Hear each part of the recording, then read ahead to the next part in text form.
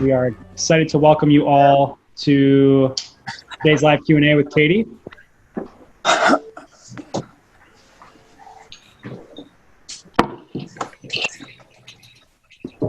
Depending on where you're at, it might be a beautiful day, it might be cloudy.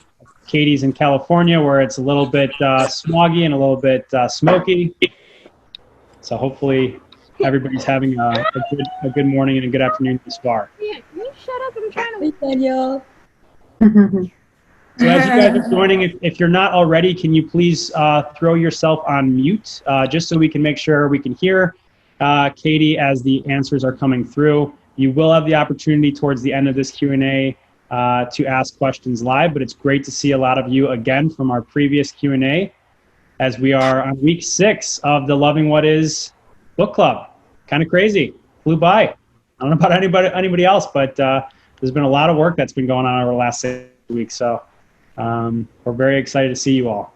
And feel free to throw your name and where you're coming from or where you're attending from in the chat in the Zoom link. And we'll let a couple more people come in before we get started. It's great to see you all.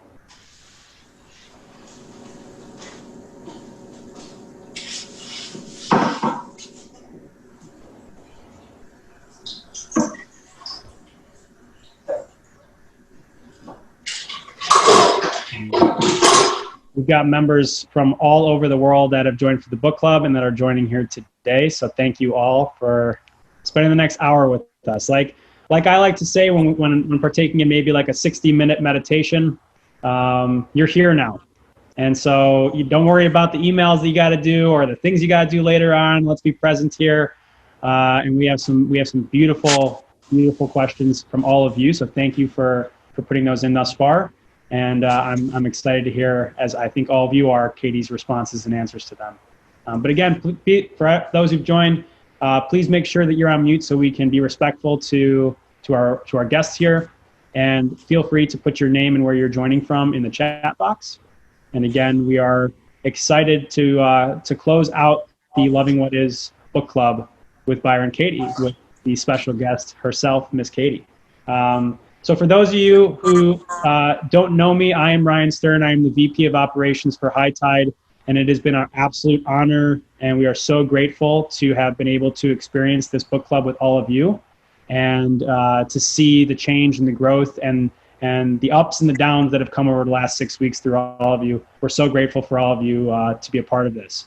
And as I mentioned today, we are going to be having our final live Q&A with Byron Katie, the author of Loving What Is. And so with no further ado, I'd love to welcome Ms. Katie. And thank you so much, Katie, for joining us. And how are you doing today? Oh, you know, I am absolutely as well as I can possibly be. And I love we can all say the same. I appreciate that. So the way that it's going to work today, y'all, is that you've already submitted a lot of questions ahead of time. I'm going to try to get through as many of them as possible. We're going to be together for the next hour. Some of them were pretty heavy hitting, so I'm sure there's going to be a lot of answers. And I've also grouped some of the questions that seemingly had a theme to them together.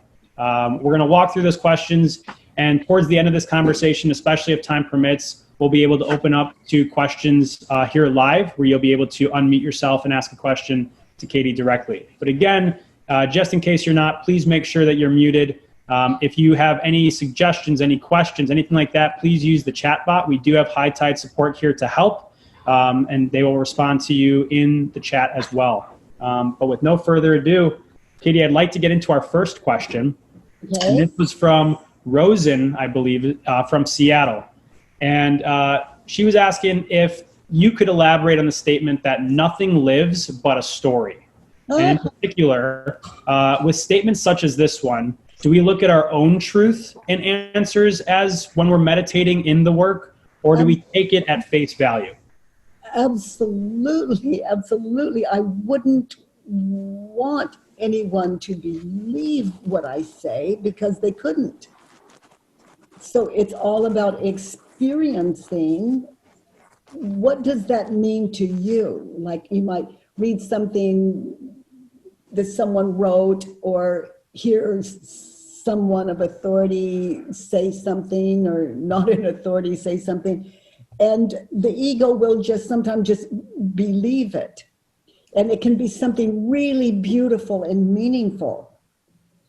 But it's like that hits your heart, it resonates, but still meditate in it. Consider it until it's yours. It already is. It's just about nurturing what's already there. And what was the statement, Ryan? What was that nothing lives but a story? Correct. One way you can experience that is just go back to waking up this morning, when you woke up this morning. And you woke up and we have thoughts like, I am awake. I want coffee. I need to shower. I'm late for work. It's time to get up. You see the story, how the story begins? So I am awake. You see how the story develops. And when you were asleep, prior to the I am awake, I'm a mother, I'm a daughter, I'm a this, I'm a that. Prior to that, did you exist? Did you really? And then you think in your mind's eye, yeah, I remember going to sleep last night. I brushed my teeth, I went to bed, I turned out the light. Yeah, I remember that. Now, really? Okay, you see those images of last night? For example, brushing your teeth, walking to your bed, getting in bed.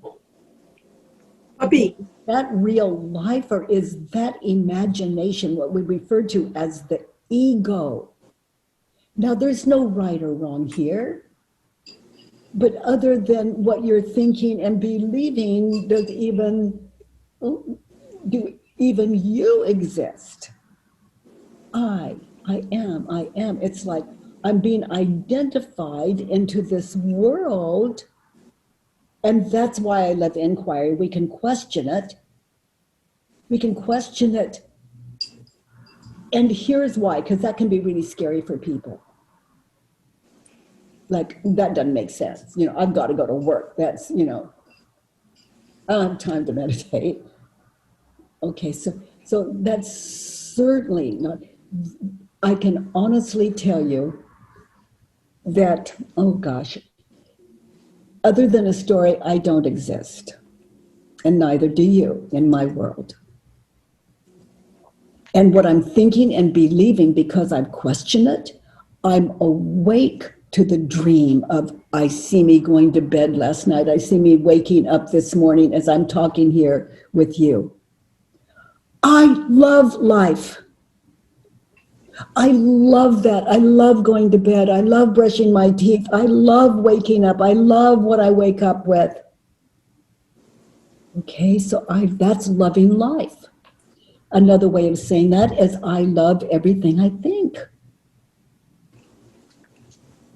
Because what I'm thinking is the life I'm believing I'm in, that I'm of. So I love this world. You can ask me what I had for breakfast. An image is going to come up in my head like a computer. It's going to bring that virtual Katie up, and I'm going to quote out of that virtual Katie. I'm going to report to you what I see. Okay. Oh, yeah, we sat down. We had coffee. I sat across from Stephen. It was a wonderful breakfast. I can just talk about it forever. But what am I talking out of? I'm doing this, like this is the past. And I see us at dinner. You want to know what we're doing for dinner? Okay, I'm just talking out of this picture book. And the thoughts I'm believing about the picture. The thoughts and the images, me at breakfast, and then the words I believe onto those images I'm reporting to you. Okay. Stephen and I didn't have an argument. I doubt we'll have one for dinner. We've had wonderful dinners together. We have a wonderful life together. I'm reporting to you what I see in my mind's eye. Okay. So I'm not really telling you about breakfast. I am telling you about what I am. It's like I'm being dreamed. Thank you for asking. I love this. Now, if Stephen and I, let's say, having breakfast and someone barged into our apartment sounds ridiculous, into the apartment, they barged in and upset the table and then say, I'm going to come back and I'm going to kill you, and left.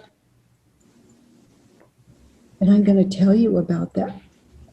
If I'm not okay, even with that, then I need a little work. And that's why loving what is exists, so we can wake up from the dream with some of my own experience and inquiry. So if I'm not connected with a man, let's say a man that came in, disrupted the table, what do I mean about connected? I mean, look at someone that would do that in your mind's eye. Look carefully. Do you see peace on that face? Or do you see fear? Beautiful. So where's my compassion? So you see, if that comes to my mind's eye, you ask me how was breakfast, and it comes to my mind's eye. If I haven't done my work, then I'm not going to love life. If I've done my work, I'm connected with what's going on. I'm not at war with it. And I'm not talking about a crazy situation. I couldn't stop him anyway. And if I could, I would, and I did. I hope this makes sense to you. There's no downside to, I'm just awake to the dream. You know, if someone just slapped me like that, where's the problem other than remembering it like it was a problem? But it's like I have a big problem. He slapped me when he came in and disturbed the table, etc. So now, what was I thinking and believing about that situation? I put it on paper, I question it.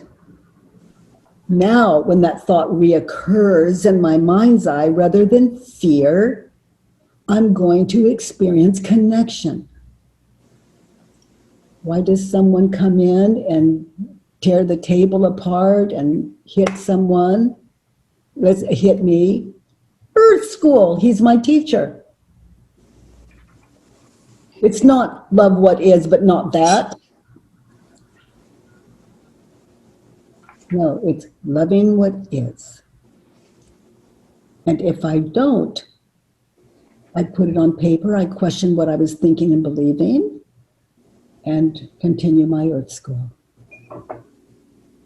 And I think the most important point here is when I'm remembering the event, does it bring peace or stress? If it brings stress, I need another worksheet. You know, wisdom is a fearless state of mind. And it shows us clearly how to live through an event like the one I described, fearlessly, lovingly, connected. Fear is blind. It's blind and it's hurtful.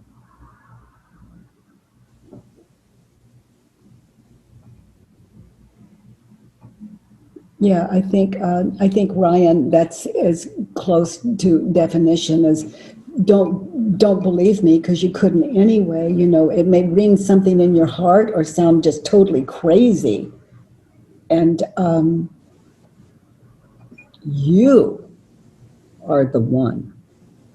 If you can hear me. That's yours.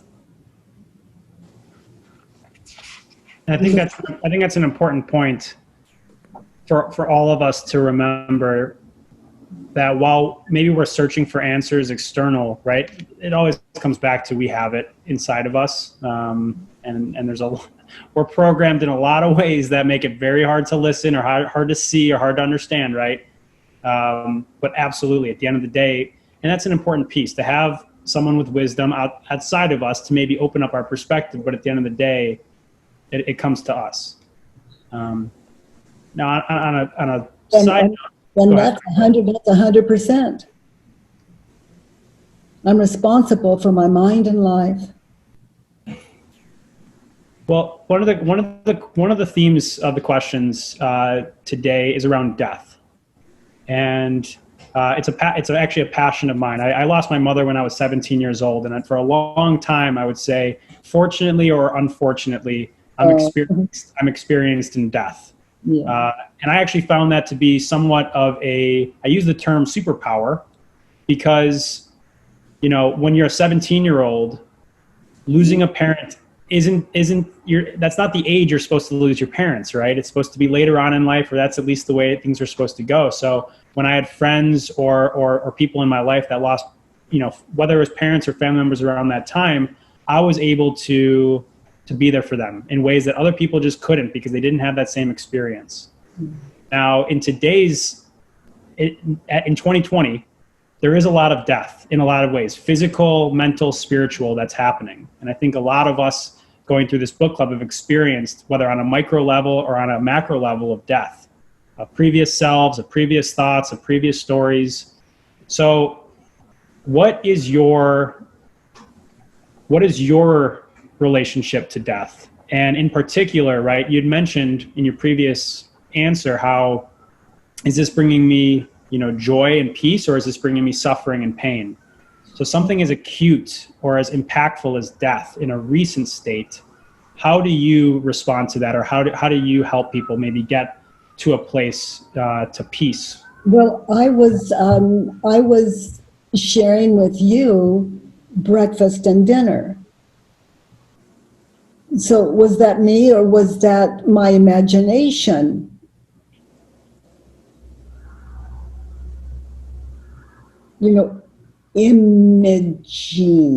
Imagination, imaging the past. Oh, let me tell you what we had for breakfast. It was so wonderful. Let me tell you what we're doing for dinner. I'm being imagined. That's imagination. That's not, I can't take that out and physically touch it. There's me at breakfast, me at dinner, and there's me here and now. Who am I? Not that, not that. Present. Okay, so we live our lives. Let me tell you about breakfast. Let me tell you what I'm going to do. Let me tell you what I did. Let me tell you what I'm doing today. And all of that. All right. I'm speaking out of this not now, past, future imagination. So where do I live? So far, I'm dead. I can only tell you what was or what will be. Where's my life? Did you hear me say, where is my life?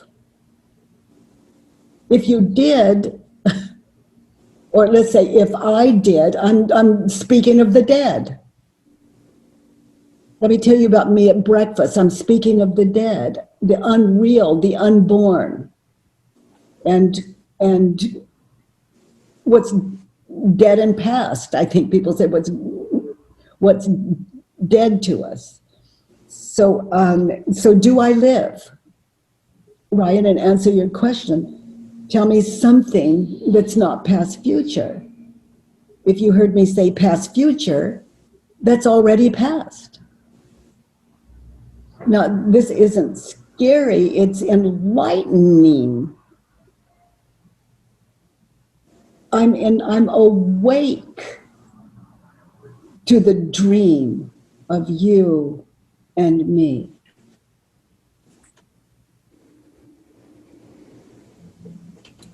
And I'm going to, I'm going to tell you, my mother died several years ago.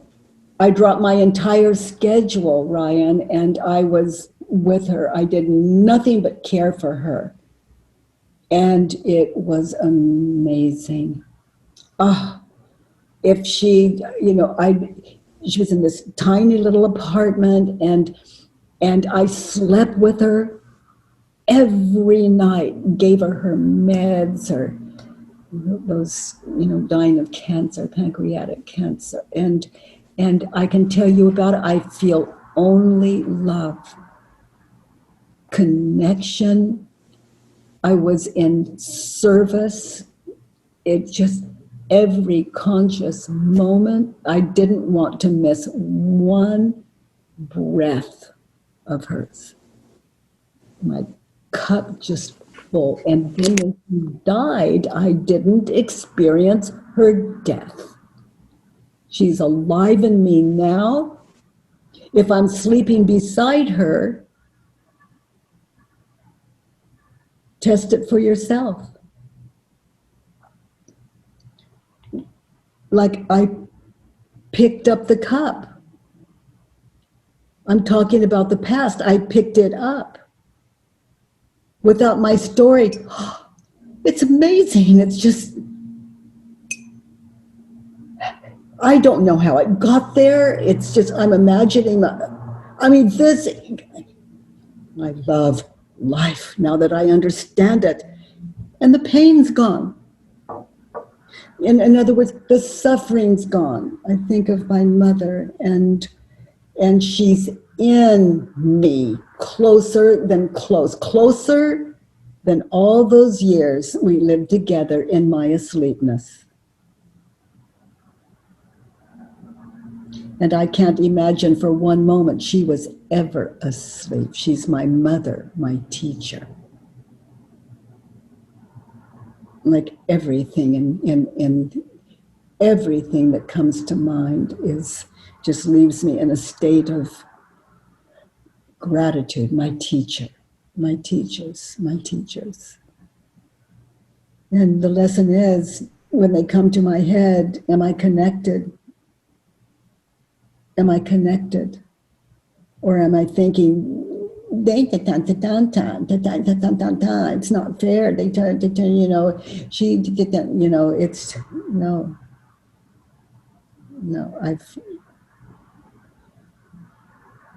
I'm at peace with everyone and everything. As far as I know, as far as I know, everything ends in a question mark. Well, first of all, my condolences to you for your mother. But what I'm curious about in that span, right away, was that, did you feel suffering? Did you feel that pull? In a lot of ways, right, there's the mental aspect, but also the physical. You mentioned sleeping with her, right? Your body. I can't feel my mother's suffering, Ryan. That's hers. When I'm suffering, you can't feel mine. But you can imagine, if I'm dying of pancreatic cancer and you're there for me, you can imagine the suffering I'm in, and that's what you're feeling. It's all yours. So yours is yours, mine is mine. And because I didn't feel my mother's pain, there was nothing to stop me. Just feel what it feels like to imagine someone else's pain and think, I feel your pain. It just doesn't make sense. That's a lot of people. Codependency. I feel like that's what that is, right? That's what it is. Mm-hmm. And it's not enough. I feel your pain. I want you to know how I feel your pain. If I believe I feel your pain, that way I'm compassionate. I'm not compassionate. I want you to know. That it's not right or wrong. It's just, I can't feel your pain. The way I like to say it is, what I love about life is when you hurt, I don't. And what I love about life is when I hurt, you don't. And there was one more thing, and I can't remember it. But what I imagine you're feeling is the pain I feel. That I've got to be responsible so that I can better serve you. When you need someone to be there, and it's not all about me, it is only about how can I help, how can I serve. When you're okay in yourself, it leaves nothing but how can I serve you. And there's nothing to stop. It's a beautiful thing just to live a life of service with expecting nothing in return. So that is the return. You may have answered this in a different way, but a question from Robert was how his mother is going through a very difficult time. She has a dying son, which is his brother. So his question is, how can he help her feel more at peace with acceptance? So perhaps that question, how can you help someone else? Oh boy, I can give you my experience, and I think it's the greatest service of all is to listen. To listen, to understand, to listen, to understand.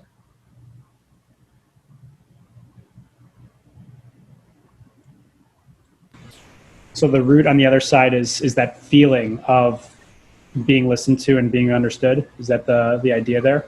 If I'm listening and I'm understanding from a place of understanding, it's not my business if they do or not. My job is to give what I consider the greatest gift.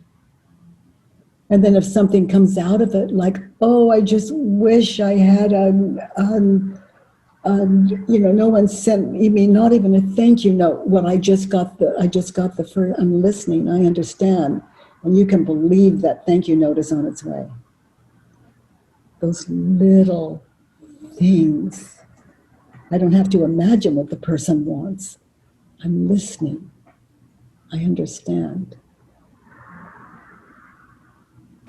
I like that. And I may send some flowers with a note of appreciation. I hope so. I may send more too. So a question from Mariana from the Netherlands is, it's a bit of a pivot, but the order of creation from the work is, right, think, feel, act, have.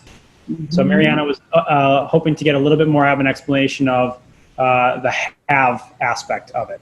Okay, so let's say I was just in horrific pain when my mother was dying. Let's say that was the experience.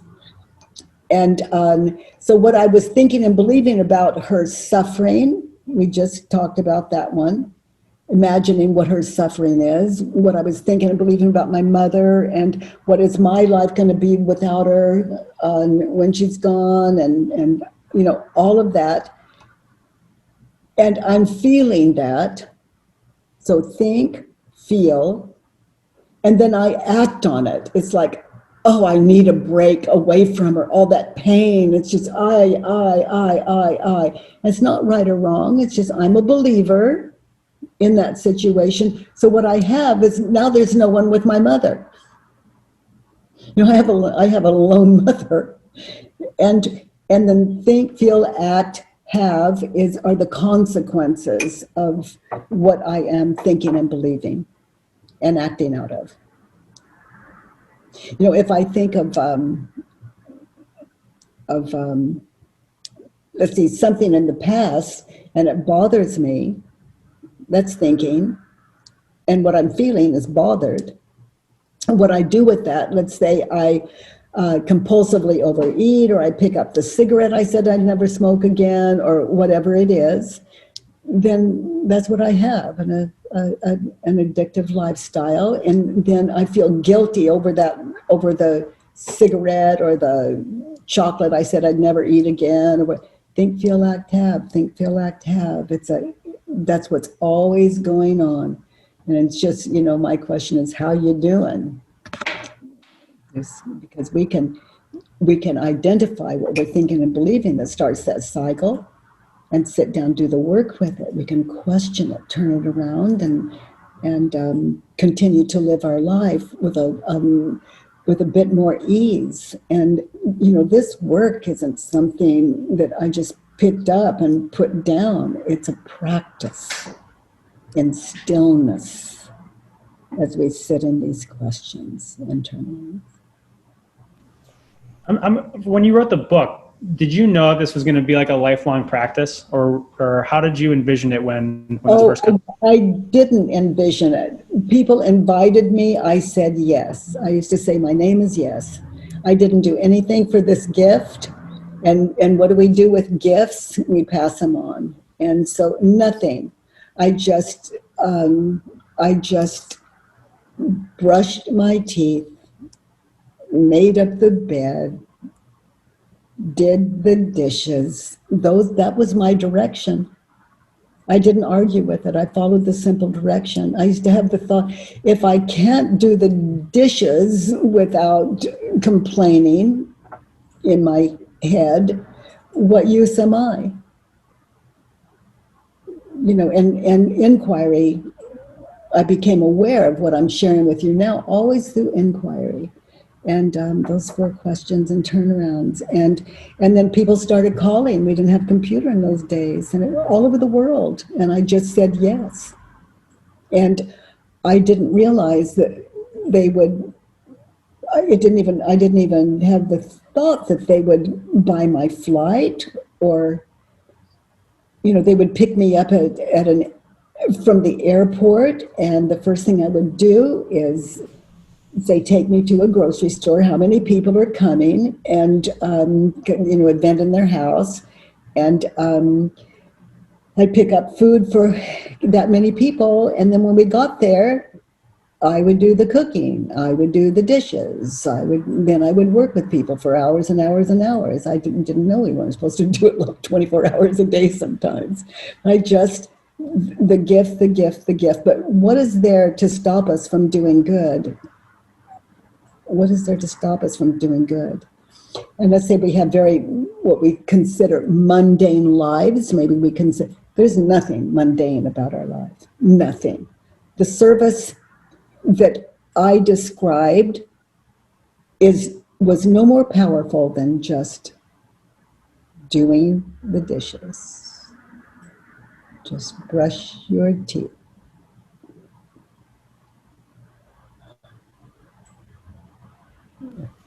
You're the one you serve. It doesn't look great, and no one ever has to know. It's a secret life. Well, one I would definitely say is full of fulfillment, for sure. Yeah, and that's the point. Yep. I could see you saying yes to someone flying you out somewhere and picking you up. The name is yes, makes sense there. And then they dropped me at the airport, and then eventually someone gave me money, and it was a lot of money. I had no idea what it was for, but I knew what it was for would show up, so I never had to worry about it. And then it did buy flights, and then people would offer to cook, and I'd say thank you, and that gave me more time to be with people and do the work. There's no mistake in this universe. What I'm thinking and believing about the universe, about the world, could use a little work. But other than that, this is a friendly universe. Well, that brings me to my next question, which is a little spin on what you just mentioned. So dreams. I think a lot of folks are curious about, what do dreams represent? What are dreams? So Maria from Nashville asked that question, what do dreams represent? And she had an interesting point. Although I've done the work on someone and my mind is opened up to different possibilities, I still have dreams about that person that seem like remnants of an old energy. Does that mean that I have more work to do on this person, or what does it mean? So what are your thoughts there? It would give me my next worksheet, and it doesn't have to be a huge energy, just any energy at all would just give me the next worksheet for the morning. And we do the work on one thing, and we find it shifts our life in an area that we've never even worked on. Our life has shifted. So there's no wasted work. And so night dreams are no different than daydreams. We do things in life we don't remember as well, that we're very vague on. And a dream is my point. I had breakfast with Stephen. That's the dream I'm sharing with you. We call that a daydream. Or I do. I'm just awake to that's not Stephen in my head. He wouldn't fit.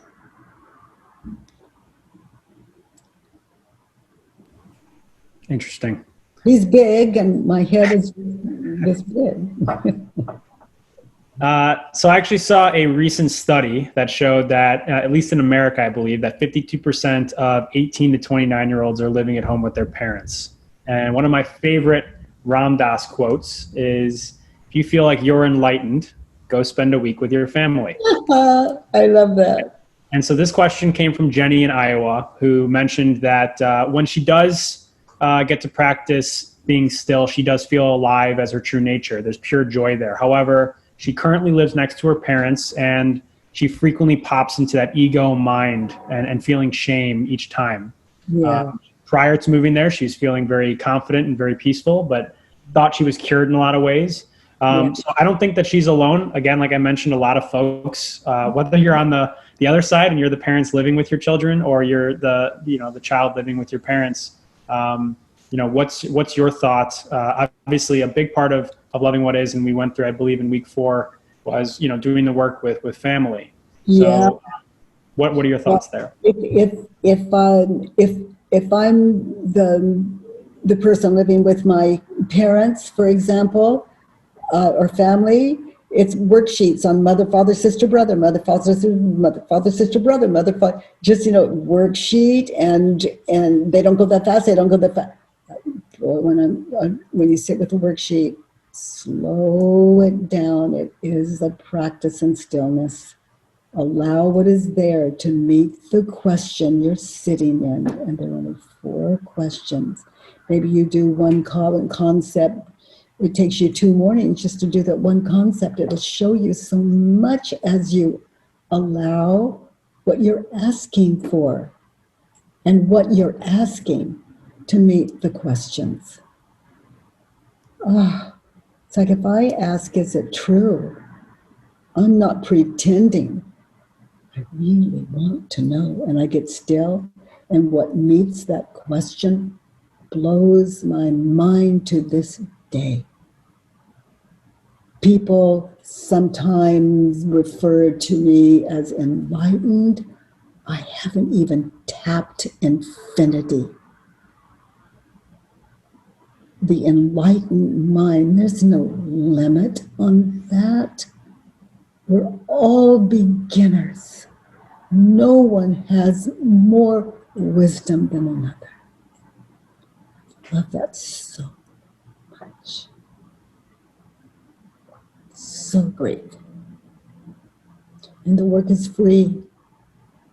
It just takes courage to sit in those 4 questions. But if you're not serious about the question, is it true, when you ask, the wisdom that is prepared to meet the question is not going to meet the question, because your question wasn't honest.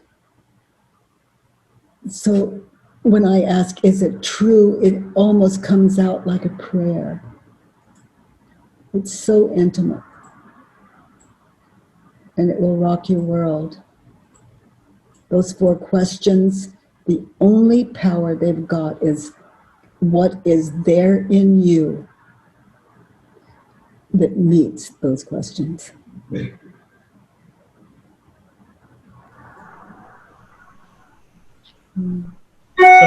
They will meet those questions. Just get still. Keep your mind open. I think it's particularly beautiful because even I feel this, and I'm going to guess that some of you folks that have been with us for the last 6 weeks or been part of these Q&As feel this too. There's this interesting, not a phenomenon, but interesting aspect of life that a lot of the answers that we seek are incredibly simple, but incredibly difficult to do. And I think, at least for me, right, I think I've transcended this to a degree, but initially when I read the book, a lot of my resistance was there's no way that answering these 4 questions over and over again or doing these worksheets over and over again is going to lead towards this idealism that, Katie, you seem to emulate, right? You seem to truly be the product of that work. And that's what excites me, is that it truly shows that this is a practice, as you've mentioned, and as you've said in different ways today, that it's what's between our temples that's creating this experience of suffering. We can throw all of the experiences that we want and all of the pain and suffering that we've had in the past and say, but, or, I'm going to get you on this one. Yeah. But like you're saying, the truth really just distills down to those simple questions, which might anger some of you. And for those, I was with you, and I'm with you in some degree. And others, I hope that you've been able to transcend that as much as I have. But with that, Katie, then my question is coming from Brooke in New York. And I love this question. Do you ever lose your shit? She's a particular, she mentioned she's 59 and has been practicing the work for a lot of time, but like all of us, loses her shit every once in a while. So Katie, whether this is to try to bring you down to our level or just to understand a little bit more of yourself, the question is, one, do you ever lose your shit? And then I guess if the answer to that is somewhat no, then when's the last time that you remember you did? And then how did you, handle that type of situation? How do I handle the kind of situation? I can tell you how I do it nonstop. If I say or do anything, let's say towards Stephen, if I say or do anything that I feel isn't right, isn't kind, or is unkind more specifically, a lack of kindness in it, then that's a worksheet. So to admit it, specifically to admit it, apologize, make it right where I can, and where I make it right is a worksheet, and those turnarounds will show me how to be happy in the same situation, what I should and shouldn't, and advice on the shoulds and shouldn'ts, those are advice. And then what I want in that situation. The directions are there, but they only make sense if we,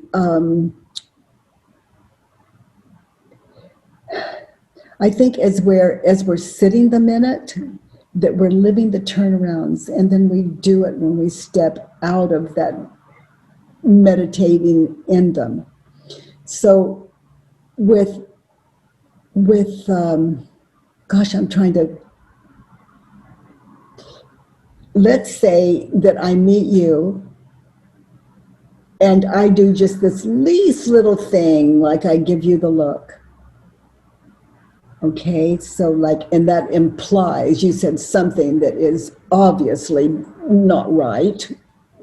I'm wise, you are not. The look tells you that. Okay, so just the least little thing, it, you feel it. And I make it right like that. It's like, I don't know what that look on my face was about. I'll look at it later. But would you say what you just said again? I really wasn't listening. You see, it's just turned around. Now, and I can honestly say to the direct question, no, but I am willing to, and I look forward to losing my shit. I was going to say, maybe you can record that so we can all experience that too. But I'm glad that you're willing to. You know, it's I can confirm. Stephen just said he can confirm it. But you know, it doesn't mean I'm not vocal and opinionated and make clear my wants and needs. It's just that if, let's say, using Stephen again, he just stepped in. But if he won't give me my want or my needs, there's someone left, and it's me. And if I can't fulfill them, what would make me think that he should? Or if I wouldn't do that, why wouldn't I think, you see, there's me. And if I can't do it, it's just too difficult. I understand his position a little. You know, I'm connected. I get it. Well, I'm glad we got that confirmation from Stephen. We might have to have a separate Q&A and see if we can get some questions in with He's him. laughing now. I hear that. He's going, yeah, we'll talk when she's not around. Yep. Well, No, he's still laughing. So, Katie, I wanted to open up a question to one of our members here in the Q&A. Pauline is gonna jump in here. She's gonna be unmuted in a quick second. She had a question that she would like to pose for you. Go ahead, Pauline. Oh, hello. Can you hear me? yes. Oh, hi, Katie. Thanks for being here, and thanks for being every evening, Monday to Tuesday. Oh, isn't that the best of times? It's the best. Yes. I just love it. Yes, I just love. I have a lot of questions. I am so often tired, and I wonder what is tiredness? What is? You know, where my mind goes with that is, let's say, for example, I'm napping and I don't nap, but let's say I'm napping and Stephen walks in and wakes me up and I say, can't you see I was sleeping? You woke me up. I'm so tired. I didn't sleep last night. The dun, all of that. How do I react when I believe the thought that he should be more courteous, for example, or he woke me up? I see how I reacted, and then I experience the guilt that comes with that. The guilt is the breeding ground for addiction. And our addiction to the ego is the greatest addiction. The ego's addiction to itself, to its the ego is nothing, and it thinks it's something, and it's trying all the time to hold that. So I forgot the question. That's tiredness.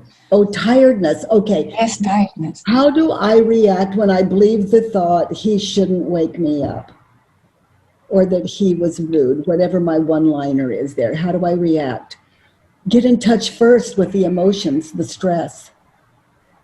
Watch this.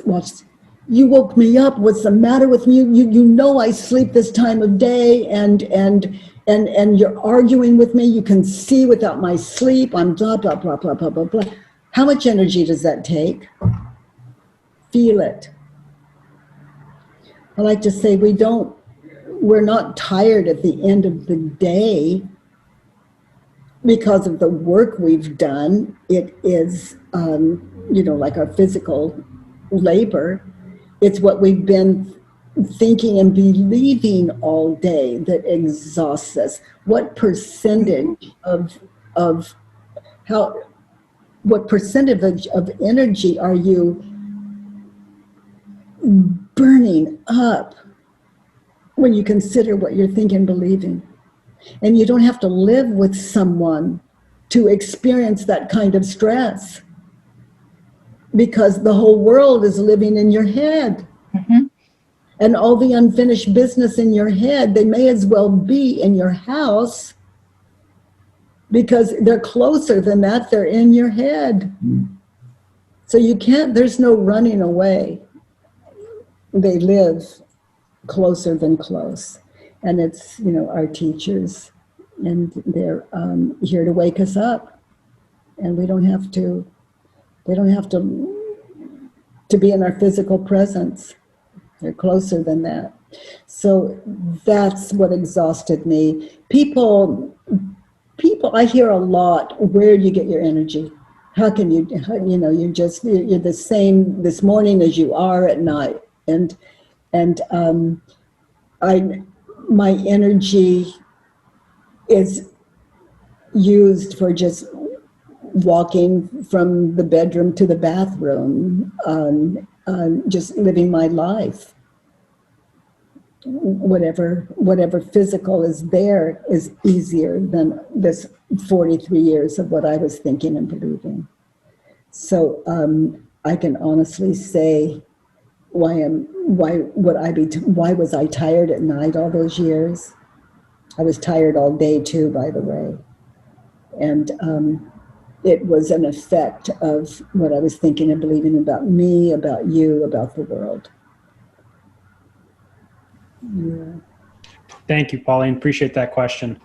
Again, I think it's a constant that's come up all throughout today, that we tend to want to separate the physical and what's going on in our mind, but there's really just this total connection there, right? Our body, we're tired, so physically we want to go to sleep or take a nap, but we don't often examine, the 96,000, thoughts that we have a day that channel through there, and what we hold on to, and just the exhausting nature of examining all of those and thinking about this and judging this and all of that takes a lot of energy, and that trickles down, to the physical. It does. It does. So we've got a couple. We probably will time. You know what comes to mind? This is weird, and may not. But I was walking I'm in Santa Monica, and I was walking on the on Ocean Avenue. There's a promenade there, Palisades, and I'm walking, and there are these two, really three, but two of them were boxing. And people like to do calisthenics out there on that strip, and all kinds of things physical like that. But they were boxing, and you could hear the pounding and pounding and pounding. And I found myself just walking up very closely. People were walking around, I could see later, but I walked up very close so I could watch. It was fascinating. Two grown, large men hitting each other with gloves, and I was fascinated. And then eventually walked away, feeling a kind of exhilaration. It's like, that was just fascinating. It was fascinating. Two people hitting each other like that, two grown men, and then I could see people walking around them, people not looking at these two, like they didn't see it. So I remember before the work found me, I would walk by and I would think all kinds of thoughts that would keep me from seeing something I was really interested in for whatever reason. I couldn't do it. I'd look at the thought. It was stressful. The freedom in my head today allows me to witness life. It's a beautiful thing. No stress, just gratitude, and how can I help? Odd example. Okay, well that's no, I think the synthesis there, and you mentioned it earlier, right? So an example that I have, because I feel a similar situation, where I feel very fortunate and lucky that I've done a lot of similar work that's gotten me to a place where I can look at a sunset and almost start crying because of just the gratitude of the situation. Whereas even my brother, who's my kin, who's experiencing a lot of suffering at the moment, will witness the exact same sunset. And yeah, his mind will put a totally different filter on what he's seeing. And so I think for all of us, right, that is the destination that we're hoping for. And if he even sees it, sometimes this is just so loud that we can't see even the sun setting. And yeah.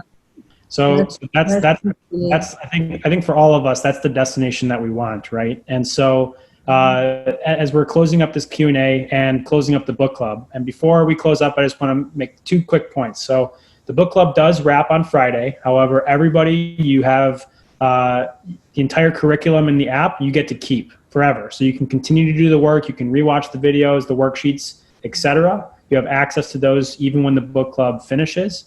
There is a survey, if you haven't seen it yet, that we would love for you to fill out to let us know what you thought about the book club experience, the live Q&As, everything like that, including like what books would you like to see on High Tide in the future. And then lastly, for those who are interested, we are going to be rerunning the Loving What Is book club again, I believe it's going to be in December.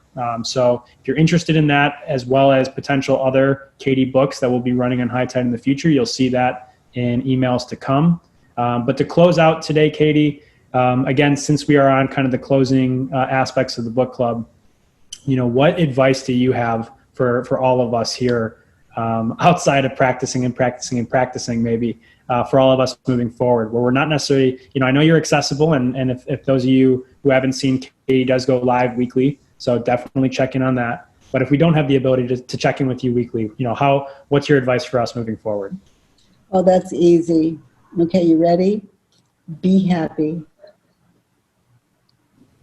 Simple, easy. Yep. Can you give us a little bit more? I'm curious. Outside of be happy. And if you're not happy, notice what you're thinking and believing. And do I have 4 questions for you, which I hope you understand are really yours already, and that you pass it on simply by living your beautiful, kindest life.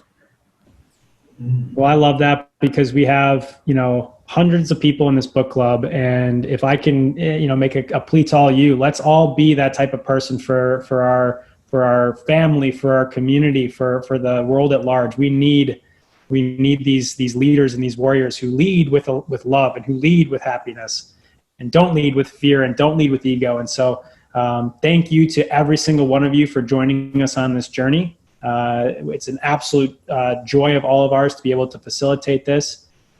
This live Q&A is going to be in the application tomorrow, or perhaps later today, so you'll be able to access that and rewatch it. But Katie, from all of us, thank you so much for all that you do, and we appreciate you. And again, everybody, thank you so much for joining us today, and we will hopefully see you again soon. Thank you, Ryan. Thank you all. Thank you, Katie. Thank you all. Have a great rest of your day, and we'll see you soon.